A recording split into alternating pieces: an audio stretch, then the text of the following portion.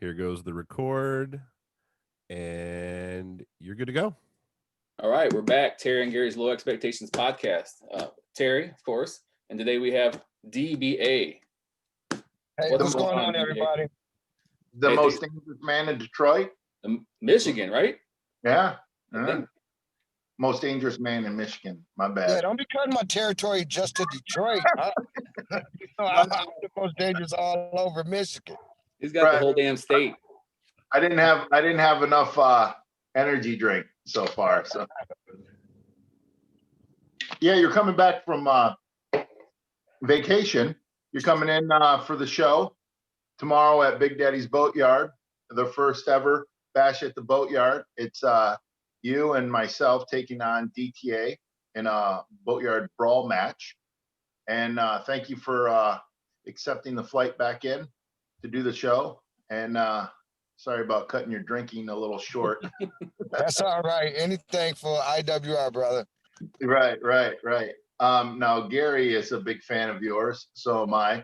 I remember when you got started in the late 90s. The Flaming Elbow, very famous. I've never been on the receiving end of that, thank God. So almost at the house. Yeah, almost. House Party 4. If you missed it, will it be available on online or DVD or? Yeah, it's going to be on the XICw YouTube channel pretty soon. They're working on it right now. Okay, cool. Yeah, editing and all that stuff. And now with the YouTube, do you have a lot of past XICw shows? And yeah, we just been putting a lot of content on there recently. We had the last 4 house parties on there, and then we have some old content on there, but we're just starting to build it back up. Yeah. And for those that don't know, because of the whole COVID thing and everything, a member of the family, but with the whole COVID, you guys figured out you guys do it in big open area, which was more than enough room for social distancing, and you only allowed the VIP members, which would sell out all the time. And the cool thing about it is you didn't release the address, which I thought it was really cool, and the whole house party. And that was actually the inspiration for the Boatyard show, because, you're a big part of IWR down here in Monroe. And I'm like, let's do one at the Boatyard. So house parties were a big factor in doing one at the Boatyard. So we're excited to have the Boatyard. I can't wait to see somebody maybe get knocked into the drink, Hopefully it's not me. I've heard of that algae bloom. Dangerous. Right. Hey, maybe DBA and I will throw someone in there, but the algae bloom is gone. So usually this time of the year, it leaves us. So yeah. Maybe you can throw Nate in there. Yeah, Nate Bob. He's actually going to be wrestling Reggie. And Reggie's from West Virginia, very good up and comer. So, but yeah, he's been on all the shows here in Monroe, and he's a really good, really very talented too. So, hey, we got a question for you, DBA. Patrick Mendez wants to know, how the heck did the Flaming Elbow start? How did the Flaming Elbow start? Yeah. Well, my dad, Sweet Daddy Malcolm Monroe, he used to do the big bionic elbow out of the corner.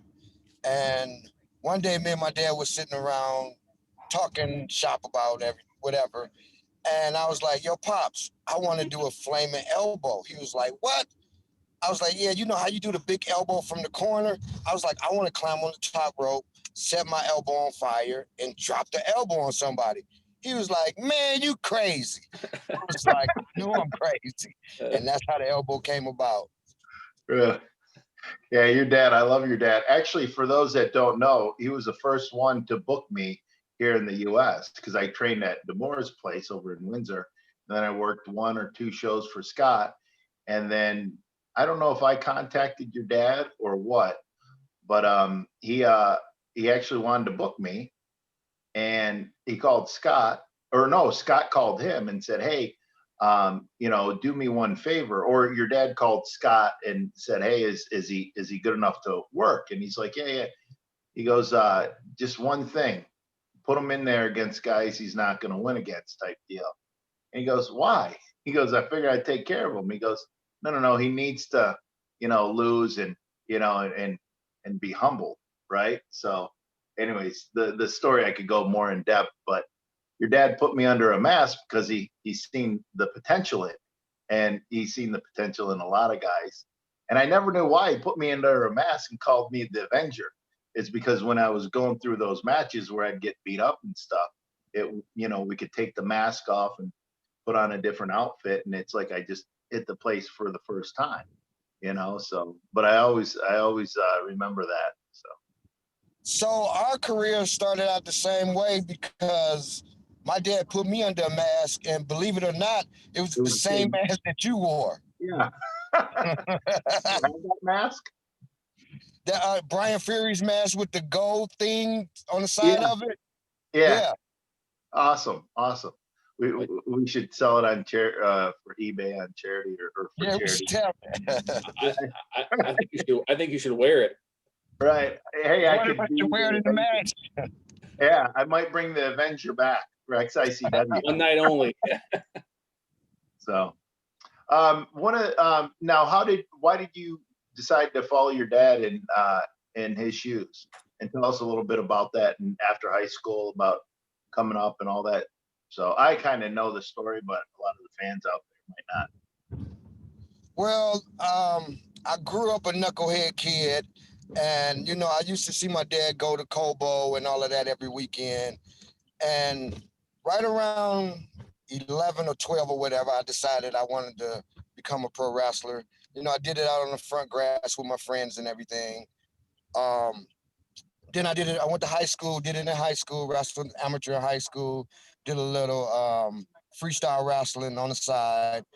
Went to the military, to the Air Force. I got accepted to the Air Force wrestling team, but I didn't get to go because my supervisor wouldn't approve of me going. So I got out in 95, 96. I came back, started working. Well, before I left, I started training with the Sheik and my dad. We used to go up to the Sheik's house once a week. And the Sheik used to throw me in the ring, and he used to mumble stuff where I didn't even know he spoke English until his wife told me. But he used to throw me in the ring and make me go through drills and everything. So that's when I really knew it. That was about 15 or 16. So I came back at 21 or 22, and my dad didn't want to train me, and he had Denny Cass running his school, which I was a part of at the time when I got there. So you basically trained me also, you and Denny Cass, Dad, and here we are now.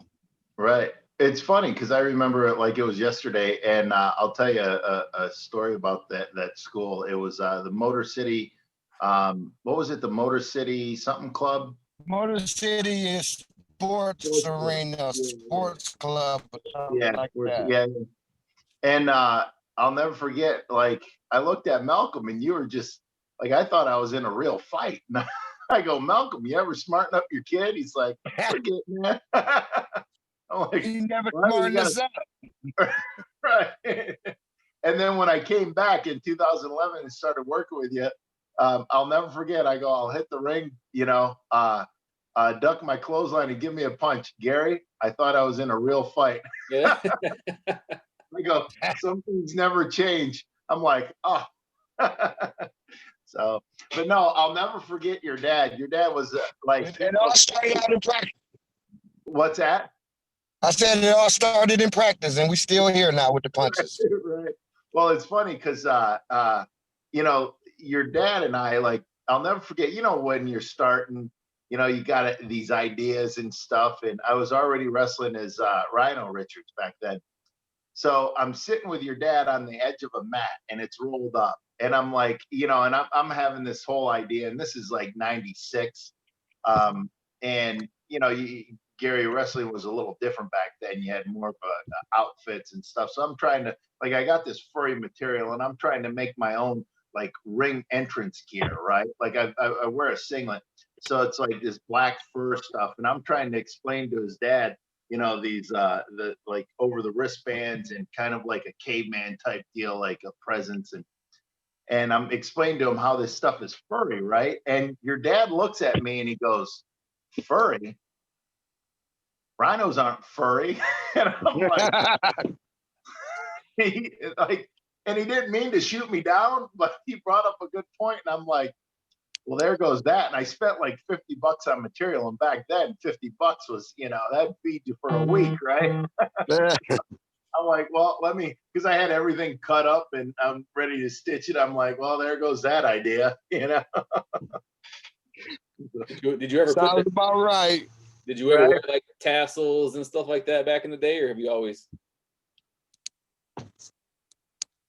DBA? Yes, I'm sorry. Yeah, that was to you. Yeah, I didn't hear you, Gary. Say it again. Hey, when you started off, did you have to wear tassels and all kinds of stuff back in the 90s and early 2000s? No, I didn't wear tassels. I was all black with a black mask, and that was DBA. I remember when, and then I remember Larry. What was his last name? I would borrow his boots all the time.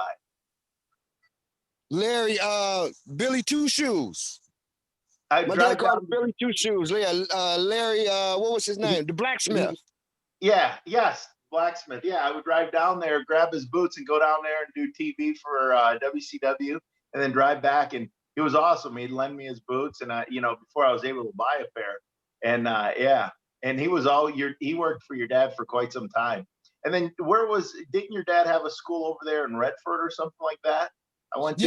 Yeah, he had a little building over in Redford on 7 Mile and Beach Daily. Yeah, we went over there too. So yeah, your dad would book guys like Edge, Christian, Joe Legend, a lot of the Canadian guys, and through your dad that's how I got hooked up with Edge and Christian. Yeah, Johnny Swinger, all those guys. Yeah, I remember one time your dad. It was I forget where it was at, but it might have been. He worked quite a few buildings, but he brought in Ron Simmons. I remember. Were you there for that show, or were you still in the Navy? No, I was here then. I was here when we brought in Ron Simmons, Greg Valentine, Butch Reed. Yeah, I remember watching that match, you and your dad. That was a hell of a match too. Yeah. I really like that. How was it to wrestle somebody like Ron Simmons? Oh, me? Did you ever get to work with Ron Simmons? No, I never worked with him. Ron gave me a couple stitches above the eye. He seems like a brute. Yeah, great guy. I accidentally punched him in the throat because he knew my shoulder was tore up a little bit. And I went to clothesline him and I had to throw up my arm. And I punched him in the throat and he had a hot comeback. And then I'm waiting for it, the boot to the face, and he got me right there and it opened me up. I mean, he could have kicked me, knocked my head off, but he just gave me enough where it opened it up. And and afterwards he's like, "Hey man, you all right? What happened there?" And I'm like, what happened there? The veterans, they give you a receipt. They don't want to kill you. They just give you a receipt, So I go, "Oh, it was just a boot, nothing major." Yeah, hell of a guy though. What? Right. Right. So you and I just wrestled against Heath Slater and I, and there's no hard feelings. We were successful in winning the XICw Tag Team Championship, and a lot of people online really appreciated the fact Slater and I, that was our first ever independent show we did, was for you guys. And and just to let you know, there's no hard feelings. So at the Boatyard show, don't if I'm not looking, don't clown me from behind and take that title. No, I wouldn't do that, bro. I do expect a rematch though, but I wouldn't do that to you. Business is business, You caught us on a bad day. That damn gore, man. Every time you hit me with that gore, it knocks me out of my boots, man. I know. Hey, I bring it. Friends or foe. Hey, and Gary, you're next, so be careful. Thanks. Hey, maybe we should hit him with a gore and a flaming elbow. No, I like Gary too much. I don't want to hit him with a flaming elbow. Thank you. See, I told you there was one person out there that liked you, Gary. He's on camera right now. He ain't got that $20 I sent him yet. Hey, so you're a third or your son now is a third generation professional wrestler, right? Yeah, my son, Double M3, yep, third generation, keeping the name going. That's gotta be pretty awesome feeling. You guys have that long of a lineage of professional wrestlers. Yeah, me and my son, we was the father and son tag team in Michigan, but now he's on his own. He's a little knucklehead. You know, these young kids think they know everything. They You don't know, listen. so yeah, he don't want to listen to dad no more. So I let him do his own thing now. Right.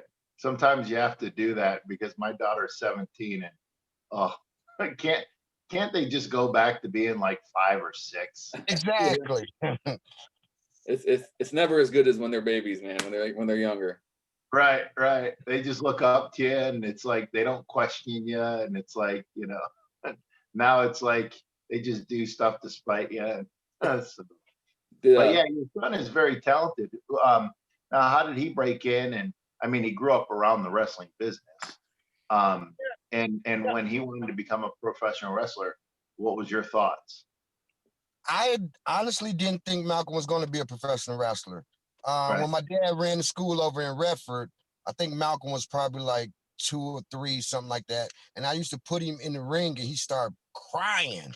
And I was like, oh man, he's going to lose the Monroe name now. And all he talked about was basketball growing up.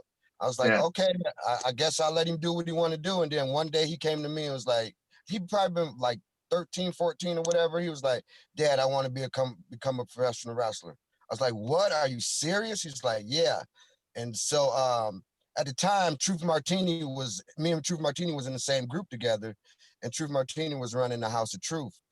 And he's like, Malcolm, it'll be an honor if you let me train your son. And I wanted to follow in my dad's footsteps where he didn't train me and I didn't want to train my son. So I was like, all right, we'll send him over to Truth Martini School. And Truth did a hell of a job with my son. And I really appreciate and grateful to Truth for that. Right. What Yeah, is- even though kids can be knuckleheads, he's very talented. Your son's very talented. Yes, he is very talented. I'm very proud of him. But once he get in the ring with the old man, then I've got to treat him just like you treat me, Rhino. Friendship is out the window. Right, right, right. Do you think it's better to have somebody else train your kids like you were trained by someone else? And do you think they listen better, listen more, or what do you think? I think so because, if my dad would have trained me, I think at the time, at the age I would have been like, yeah, whatever, man. You think you know everything. You know how kids think they know everything over their parents. So I would have been the same way. So yeah, I'm glad I got trained by Denny Cass. Denny was kind of hard on me. And I think my dad told him, don't take it easy on me. And I'm grateful to Denny for taking it hard on me because we had a guy in the class. His name was, remember Iron Mike Murphy? Rhino? Yeah, I still talk to him. Yeah, he used to mess up the moves, and Dennis would be like, "Yeah, good job, Mike. Good job, Mike." And then I halfway pull a move off good. He'd be like, "DBA, well, Malcolm, that sucked. Do it over again, 50 more times."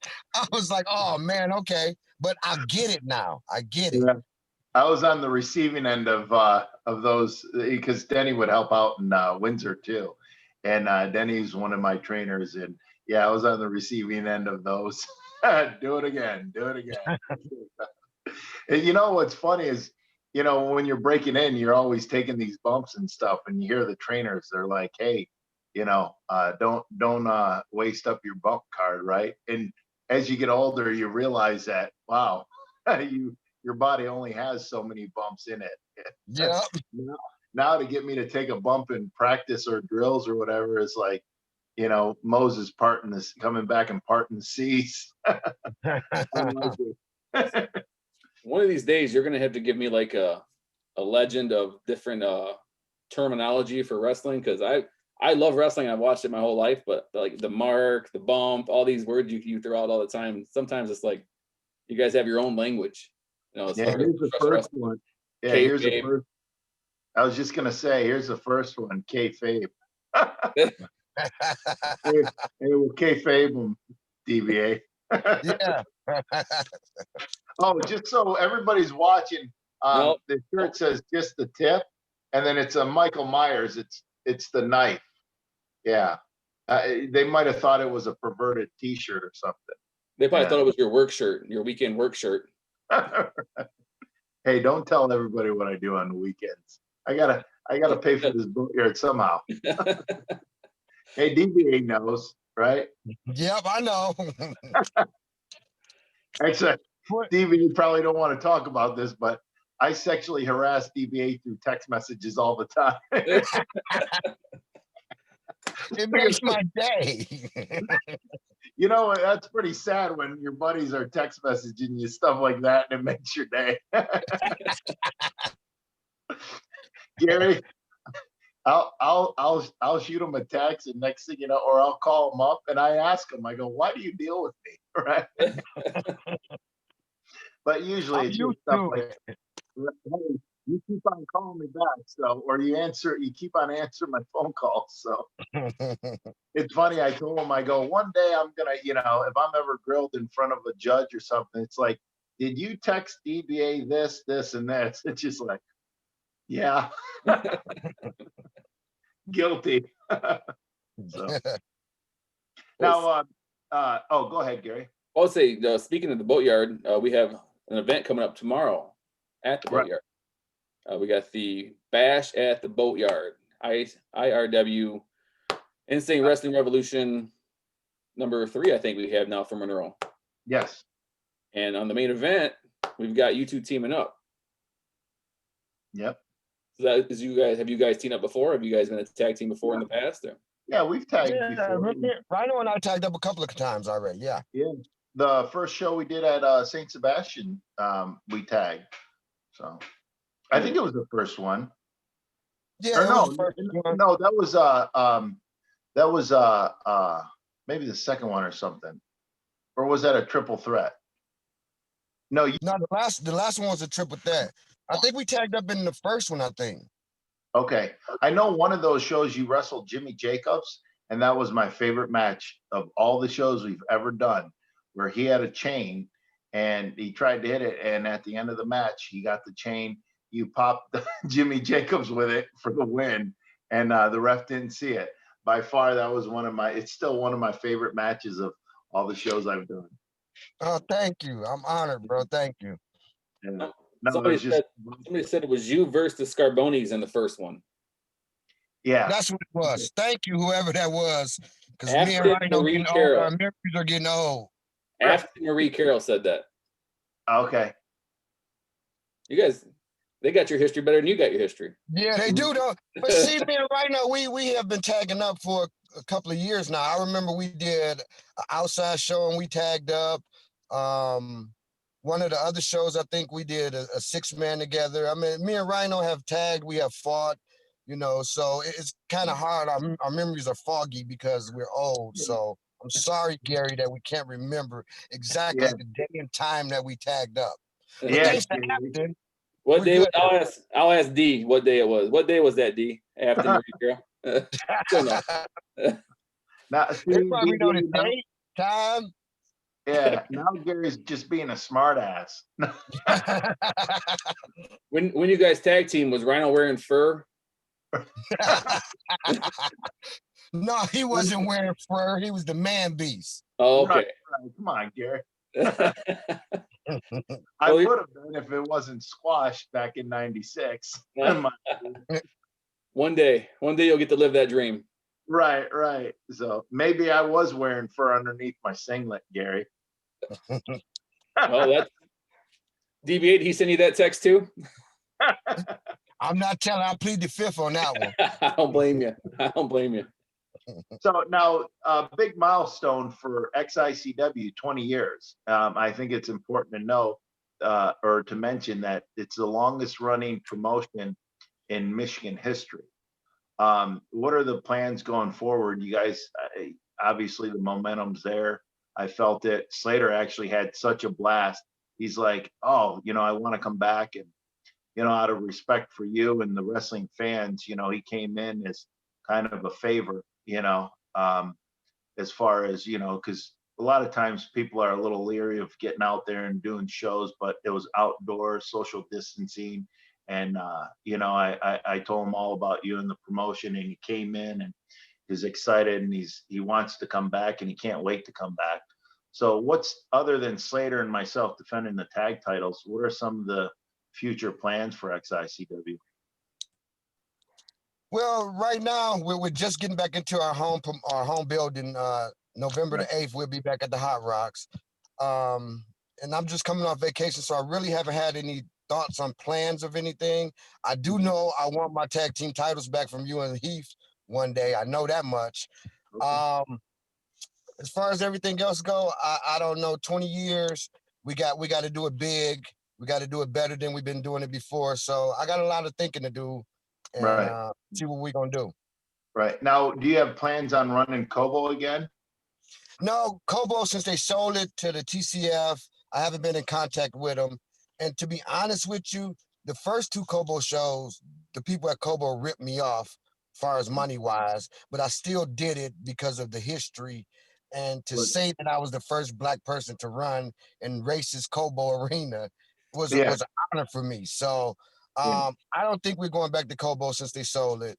Yeah. We find another historic building to run in. Right. Right. I'll never forget. Actually, where I got my name Rhino is when I wrestled for your dad. Yeah, it was at the GI Forum down there in Detroit. Mm-hmm. Yeah, I just now remember that. I mean, it came to my head. Yeah. So D'Lo came up to me and the lights were out, and we got a generator and we put lights around the ring, and the show went on. And he came over. A Reckless Youth, I guess, originally came up with the name or the idea I should use the name. Yeah, I love that building over there. Is that place still there? The GI Forum? I don't know if the GI Forum's still there. I think they tore it down. Okay. Oh, and that was the first place your dad met my girlfriend at the time, ex-wife now. And I went over to Germany, Gary, and I met my ex-wife over there, and she came over and I introduced you. We had a show over there. And anyways, your dad goes like this. He goes, looks like you went over to Germany and struck gold, because she was a blonde, gross, tall, you know, good looking. And my ex-wife was just flattered. She's like, "Oh, thank you." You know? So, yeah, I'll never forget that. Not to backtrack, but I don't know. Afton Marie Carroll said you guys was October 12th, and you were both wearing Rhino t-shirts. Yes. Yeah. So That's actually a good memory, because I think we actually did, like, our biggest draw was like 420 people there. So your fans know. It's got to be pretty awesome feeling having fans know exactly what you've done for the last 20 years. So that's insane. You ever have any questions, just post them on Facebook. Somebody tell you the answer. Right. Right. Some of the stuff I hope they'd forget. Yeah. But what about since you've been in wrestling 20 years, what's one of the biggest matches or people you faced that you just was kind of like honored to be able to get in the ring with? Not to blow smoke, but I would say Rhino. I love getting in there with Rhino, even though I punch him in the face too hard sometimes, but he needs that. He needs that. Yeah, I love getting in there with Rhino, hooking it up. Shane Douglas is another one of my favorites. Sabu, I love getting in there with Sabu. The list goes on and on. I got a list of people, like from local guys. My son, I love getting in there with Malcolm. Aaron Orion, a lot of the up and comers. I like. I've been in there. I've been fortunate to have been in there with a lot of good people. Yeah. Remember that time I pulled your son? He was, I think, 16 at the time, right before he went to the House of Truth. And I had turned on Malcolm, and I put him in the ankle lock. You remember that? Yeah. I think I cuffed you to the bottom rope, and it was crazy heat too. See, now looking back, do you wish you put his other leg in the ankle lock? I foreseen the future. I'm like, Malcolm, you're going to thank me one day for this.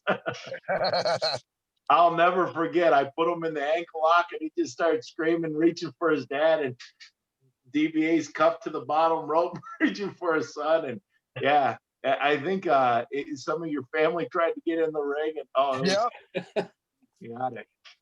Now, have you, since your dad and your son both wrestled, I mean, have you guys ever competed against each other? Well, before my dad passed away in 2004, we was just getting ready to start a feud right before that. He was retired, but he wanted to give it one more match. But he wanted to be with my partner and my brother, Jamie Cox. So we did a little angle like that where I dressed up as my dad, mocking my dad, and he snuck up behind me. And when I knew he was behind me, I screamed and ran like a little girl, and he beat up Jamie Cox. Other than that, me and my dad, we did a 8-on-9 man match. It was a big cluster match. And we also did a match where I was supposed to wrestle one of his guys, and then my dad jumped me and put me through a table and all of that. And then I done had hundreds of matches with Lil Malcolm. I done beat the hell out of that little boy so many times. I done gave him more beatings in the ring than I have done outside of the ring. Hey, they want me to tell you guys that Huck is on. Oh, So, AT Huck. yeah, yep. So he said hi, and somebody wants to know why is nobody gored Brian Gorey? Hey. Hey, Brian Gorey's a great official. He calls it right down the middle, and I don't think he deserves a gore, but if he gets out of line, we might have to. Yeah. I think that could be a good finish, a gore and into the flaming elbow. Onto the referee? Yeah, that too. Anything can happen. Yeah. But Gary, if you don't know AT Huck is one of the greatest referees of all time, to me. Oh, okay. Of all time. You know, yeah. I grew up with AT Huck, you know. Actually, AT Huck, I found out recently, AT Huck was the one that gave me the real name of DBA. My dad came up with the name DBA, and I said, Dad, what do that mean? He was like, data processing something. I don't know what the hell it was. Something crazy. And Huck just told me recently that him and my dad was discussing the name, and Huck came up with Dirty Black Assassin, and that's how my name came about. So thanks, AT. Yeah, I was going to ask you what DBA stands for. Dirty Black Assassin. That's nice. Yeah, before I used to tell people I had to kill you if I tell you, but now I'll just tell you because I don't want to kill nobody. I'm getting too old for that. Hey, I've got a boat. I've got some cement shoes. Okay. We can make it happen. Don't tempt me, bro. Don't tempt me. Right. I'm just kidding. If anybody for the law enforcement's watching. Yeah. Scott. Right. No, yeah, I remember that. Now, what made you decide on running your own shows and XICW? How was the birth of that, or the first show, or? That's really a long story, but I'll cut it down. I was wrestling for my dad at ICW, wrestling for him and AT Huck. Me and my dad got into a personal issue. I beat up my little brother.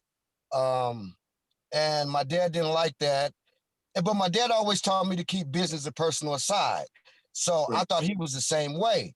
So he kept me on the sideline at ICW. He was mad at me for beating up my little brother. So he kept me on the sideline for a while. AT Huck kept trying to get me my job back, and my dad wasn't listening to it. And so I sat around for like 3 months on punishment, and I got tired of it. At the time, I got the Hot Rock. My dad wasn't running. He was running somewhere in Detroit, and I went to the Hot Rock, and I got the building back for us. So I sat around 3 months, and I was like, man, I'm on punishment. I got this building for us. I think I'm going to just start my own company. And it took me a while to do it. And then I came up with XICW and everything. And the rest is history. My dad shut down his company, came to work for me for a while until he passed away. Now, do you think your dad was sitting around with AT Huck going, man, my knucklehead son, guess what he did? Like we're talking about it. My dad probably was, but AT Huck was on my side trying to, AT Huck don't like confrontation. He don't like beef. He don't like father and sons fighting. Because when me and Malcolm be fighting, Huck is the first person to be like, hey, cut it out. So AT Huck has a good heart, and he was looking out for my best interest. But I get, my dad is stubborn. I was stubborn, so we just had to just go our separate ways. Right. And sometimes it's better, you just make business, go separate ways in business and stuff like that. Yeah, AT Huck, I've got a lot of stories I don't want to share right now. Well, I think he might have shared one already on the comment section. about you and him sharing a bed together. Oh yeah. I won't Wait, get. wait, me and Huck shared a bed or Rhino and Huck? Because it might He have been said both. I shared a bed with Rhino, and he also said thank you DBA right after that comment about how how nice he is. Okay. Right. Because I think me and Huck shared a bed before too at the gathering of the Juggalos. I think. I'm not for sure. Huck, can you confirm that? Because if you can, I'll be monitoring. Can you confirm or deny? I'm not happy. And leave. Well, you know, life on the road, you know, I mean, if there's 4 people in a room and you got 2 beds, you know, it's funny. I would mess with Huck. What are you wearing under the covers? Oh man, nothing. I'll tell you, quick story. We used to get on the message boards and we used to mess with Huck so bad. You remember the message boards in the late 90s and stuff? Yep. Yeah, my buddy and he started it. And I would make up stories like Huck was in a fun house with a bunch of midgets or something like that. He was found intoxicated with no clothes on, like nothing to do with it. Off the wall stories. And for at least a year and a half, Huck did not know it was me. Now he knows. What's that? I said, now he knows. Right. Oh no, it was funny because I thought Francine stooged me off one time because I would tell her on the road, right? You know, we just sitting around in the locker room, and then because she didn't know it was Huck, and then afterwards it was myself, Dreamer, Huck, and then we went out to eat, and then all of a sudden she said that, and I'm like, oh. So then after that, I told Huck because I thought he was in on it, you know, at that point. Yeah. It was funny because he blocked it with the IP numbers. And I go, hey, man, I don't get a chance to get on there. That's the only thing I'd go online for, right? Just to mess with Huck. So, like, he blocked the IP numbers. And I go, you got to unblock it. And he's like, okay, I'll unblock it. And I go, well, when you do, let me know. So that way I can go and look on it, right? So, he goes, yeah, I'll unblock it. And then I go, okay. So I call my buddies. I go, hey, he's going to unblock it. So literally he unblocked it and we were on there. He calls me up. He goes, did you go on there? I go, hey, man, I've been really busy. I haven't had a chance. He goes, it's like they were sitting there waiting for me to unblock it. I go, he goes, yeah, they're posting a bunch of stuff. I go, so like for 3 or 4 days, I just blew them off and we just kept on posting more stuff. Here I am. You know, and I just started an ECW and I'm getting a great run. And I go home and I just do all this stuff to tease Huck. So, but yeah, that's where all my weird messages started on the message board. So that's what we have that to blame for the text messages we receive now. It progressed into these text messages. Hey, Carl Grove said he wants to see a flaming gore tomorrow. That would be something. Or put someone through a table, a flaming table. Flaming table. Could happen. Hey, you got the lighter fluid, right, DBA? Yes, sir. That's got to burn the hell out of your elbow. Yeah, sometimes it does. But hey, I'm the most dangerous man in Michigan, so it comes with the territory. There it is. I won't, yeah, he can't be going around going, ow, ow, ow, ow. You know, it wouldn't look right. That's what I would look right. And you know, I know we got to wrap this up pretty soon, but you know, I would work a lot of after like Impact. I was there like I want to say 7 years or something, and then I really enjoyed working at the Hot Rocks. It was one of those venues, and the fans loved it. The fans that would go there were so intense. I wrestled Matt Hardy there for XICw, and there was this blue tarp, and blue top water. You're right. The roof would leak sometimes and it would fill up, right? And if you've never been to the place, it's actually a cool place, and a lot of bands played there, cool bands, and people would start chanting, "Drink the blue tarp water." Didn't you have a blue tarp water match? The loser would have to drink some of it out of there. Yeah, we had that. The match, we had T-shirts made. We took advantage of blue tarp water. Oh yeah.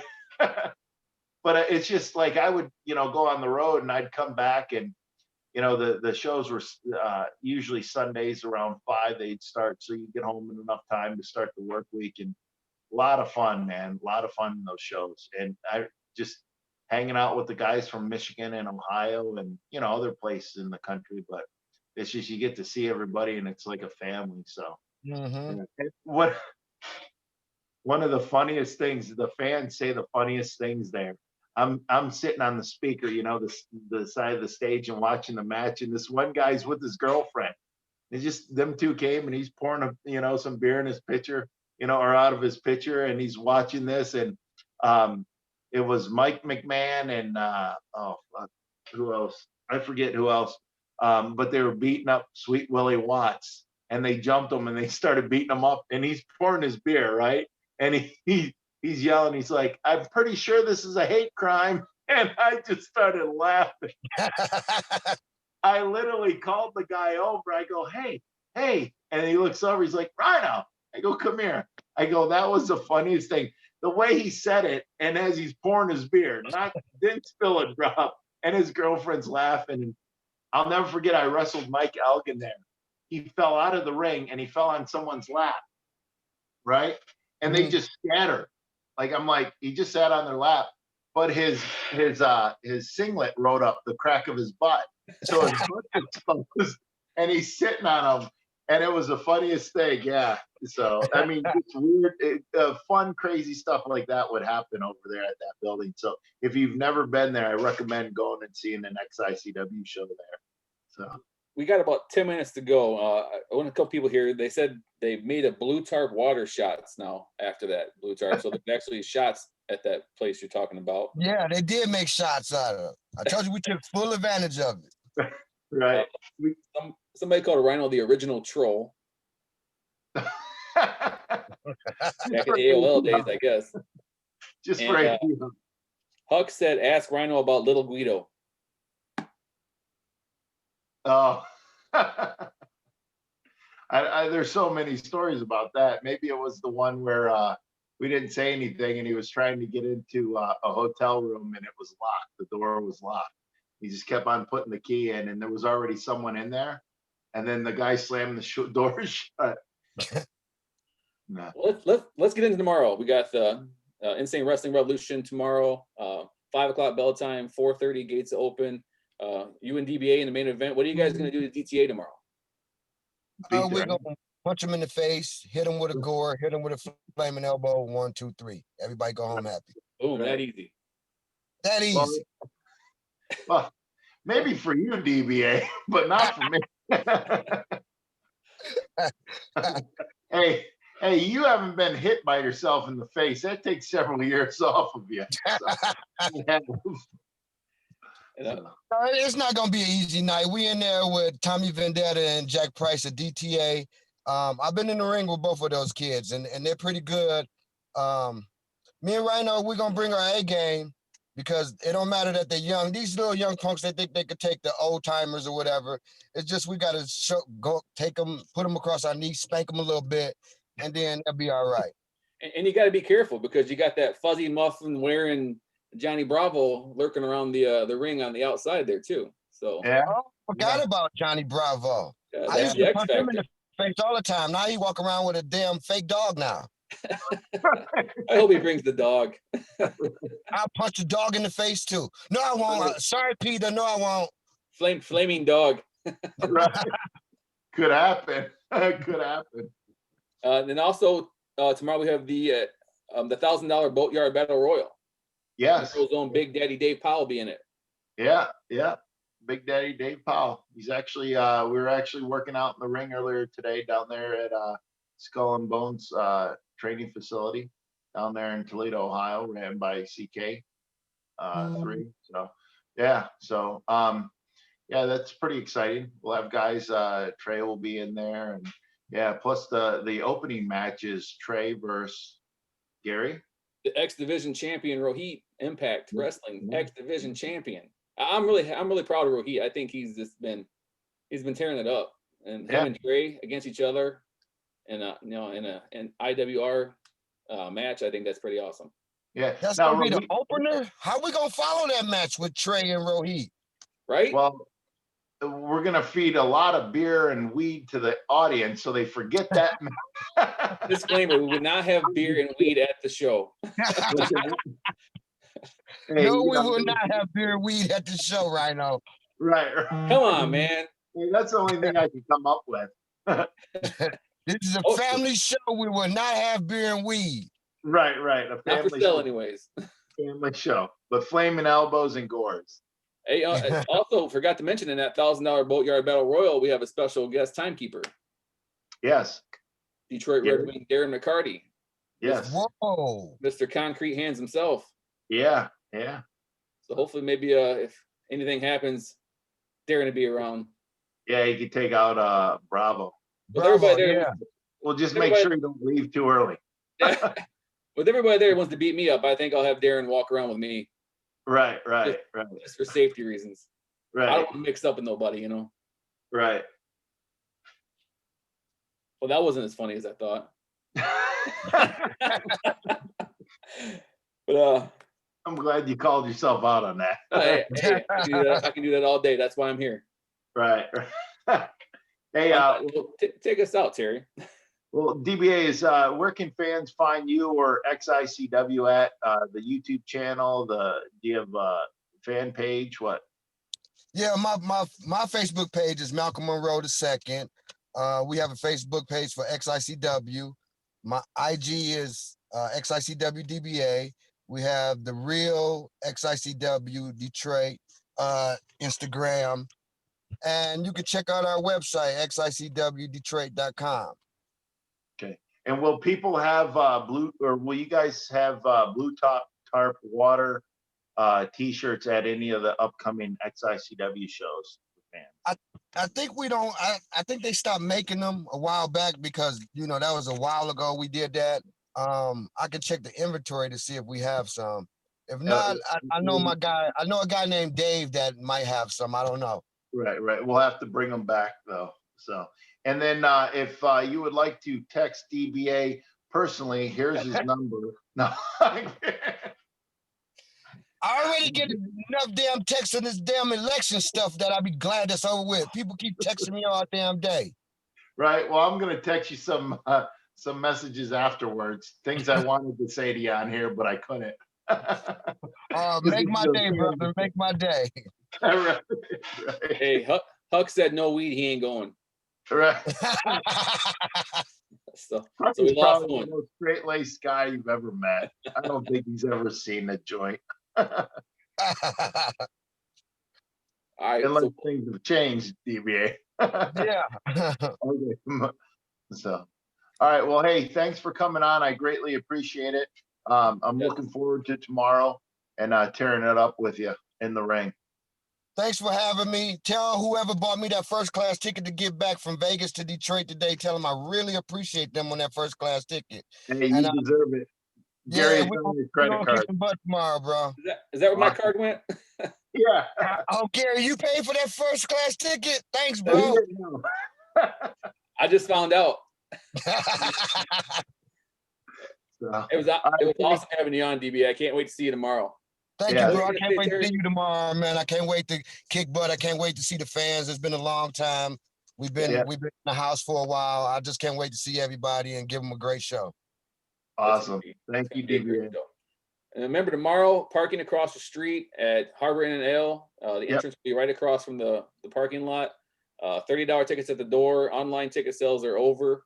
And wear a mask. We have to still abide by the safety, state of Michigan health and safety rules. Wear a mask. We'll social distance. We got plenty of room. We're going to have hand sanitizer stations out. So. And if you want to bring your own lawn chairs or blankets, you can. We will have chairs there, so you can grab them right by close and set it up for your families and all that stuff, and your friends or wherever you guys want it. That way, you guys can sit together. Yep. All right, thanks. And there will be food and water and hot dogs and pizza there, and that's the FOP. So if you want to support them and buy some hot dogs and stuff, they're great.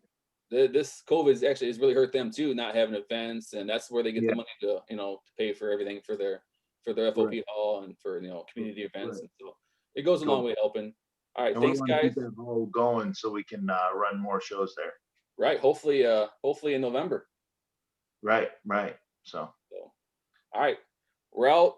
Terry and Gary's Low Expectations podcast. You can check us out on YouTube, Facebook, Instagram, and Spotify, iHeartRadio, and iTunes. See you guys later. Thanks, DBA. thanks, DBA, tell the family I said hi. See you tomorrow. I See you will tomorrow. do that. Thanks for having me, guys. I really appreciate it. Love you. Thank you, man. Thank Love you. too, brother. Hopefully we'll be back next week if Dave lets us back. Right. We're tearing it up for Dave. Get us out of here, Dave. Not that complicated.